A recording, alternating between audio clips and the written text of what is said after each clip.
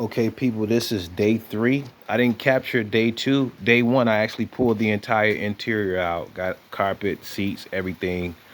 I got the roof off. Basically showing you up close of what you have to do. I'm going to grind down all of those spot welds. Some people drill those out before they actually remove this top piece. But I just took my air hammer and got it out. And I thought it would be more easier just to grind these little points down. And that's where I'm at with this fastback conversion, coupe to fastback conversion. As you can see, I got a lot of rust in my outer wheel housing, and I'm really considering that's the new one there. I'm gonna see if I can find any information with how to separate these two.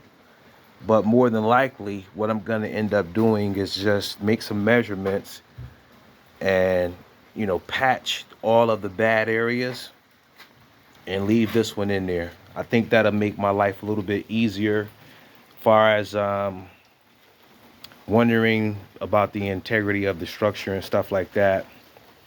Still got the tail light panel in. Got the quarters off on both sides. Basically, B pillars are in good condition, so I'm gonna keep those. Still have the doors on. They close perfect. No issues there.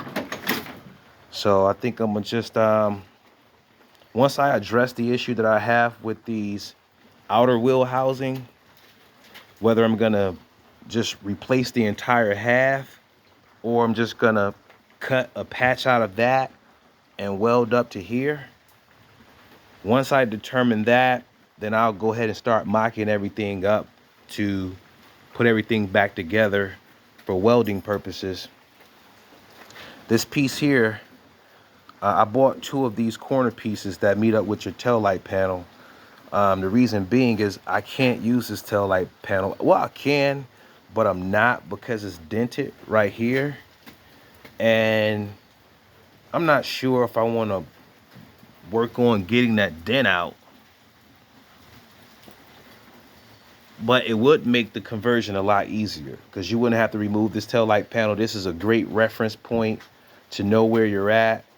So I don't know. I'll make that determination as well, whether or not I can try and hammer most of it out and then use filler to get a clean, smooth surface there. But I already ordered the tail light panel. It was like 80 bucks from Golden Star. Got it a lot of the parts here. I got both right and left side quarter panels. Pretty much I got everything, all the metal. Everything to really do this car like it's supposed to be done. But this is day 3. I just wanted to give you guys an update where I'm at. Drivetrain is still intact. I'm only taking off this car what's absolutely necessary.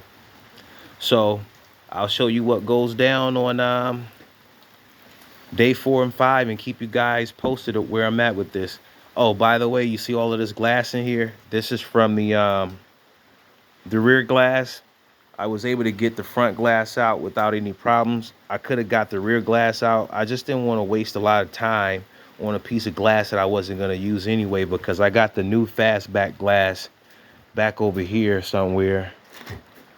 Oh yes, it's behind that front valence right there, in that box right there. So got tons of parts. Pretty much can't wait to get to the reassembling phase. One thing I'm yet to determine is with the fastback, I know you have to cut notches in here to kind of move it down with the fastback roof. But above the B pillar here, you got your support that goes up with your drip rail goes all the way around. So once I get my roof skin on and the rear support, I'm not sure what I'm gonna weld up here to actually give the drip rail some support behind it. I'm trying to research that. If somebody's out there can help me, that'd be greatly appreciated. But by the time I upload this video, I'll be well past that part. So Stay tuned, ladies and gentlemen. I'm letting you guys know that anybody can do the fastback conversion. That's why I'm actually taking on these videos, just to show that if you got any type of mechanical skills, I've built engines before, not many. I only did actually one engine, which is a 347 stroker in my 67 convertible. And if you got mechanical skills, good measurement skills, and you're thorough and methodical with your planning, I'm sure anybody can take on this project. Some people believe it's daunting.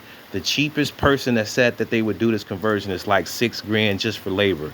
Most people want 10 or more thousand just for labor. And to me, it's not worth it. Honestly, I think realistically for this amount of labor, $3,000 is really reasonable. All you're doing is cutting some stuff off and putting new stuff on.